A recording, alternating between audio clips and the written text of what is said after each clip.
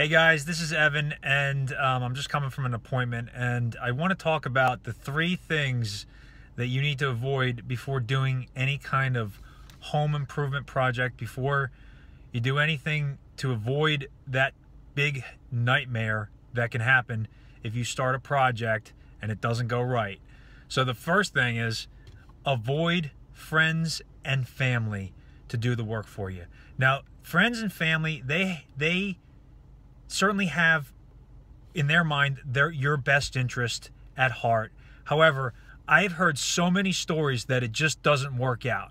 And the reason being is because if you work a 9-to-5 job and then they try and come over on the weekends to help you, the project is never going to get done, right? So this is where if you're trying to hire a contractor and you hire your Uncle Bob to do your roof for you, if Uncle Bob doesn't do a good job and your roof leaks, then he's going to expect you to be patient. He's going to expect you to be forgiving. But at the end of the day, you got water pouring into your attic. So you're not going to be too happy about something like that.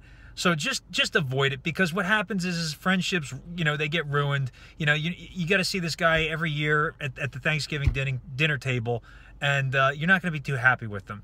So just avoid friends and family. Now, I'm not talking about if they're actually like a legitimate business and that they actually do a good job. But if they're kind of like on the side kind of thing, just don't do anything like that.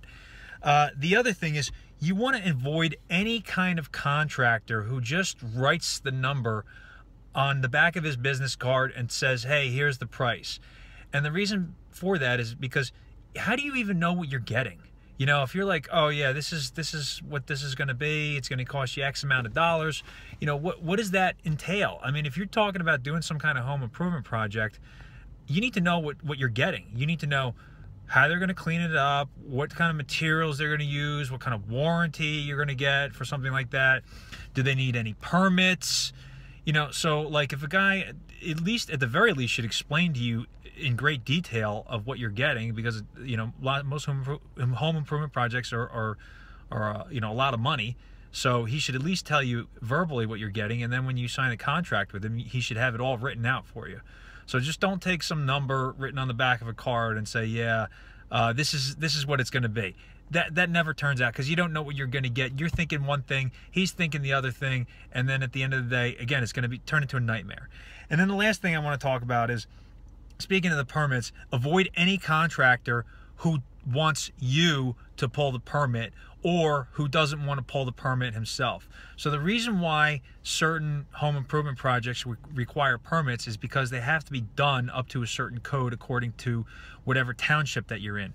And if they're not done up to that level, then it's not going to pass inspection. So this is very relevant when you're getting something done like a roof. If your roof doesn't pass inspection, there's a reason for that. Not just for the township just doesn't want to do that just because they want you to do it. They want to do it because they want you to have a roof that's going to last, and so that your roof doesn't collapse and you have leaks and all kinds of problems and the township doesn't go to shit.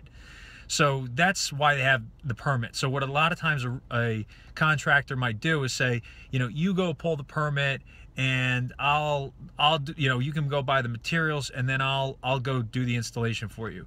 So I mean, a guy who does that is not professional. He's just, he's kind of a clown in the contractor sense. The other thing is, if you pull permit yourself, you are responsible for the job. And if the job doesn't go right, it's on you. So whereas if the guy pulls the permit and he doesn't do a good job, it's on him. And the township is not going to give a permit to a guy who's not licensed, who's not insured, but they will give it to you if you're the homeowner and this is a project that you want to do on yourself.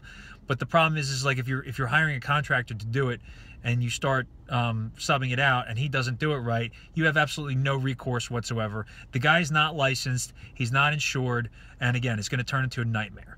So again, those are the three big things. Avoid friends and family. Avoid a contractor who writes the number on the price on the back of a card, and avoid somebody who wants you to pull the permits. And that's all I got for you today. Have a good day.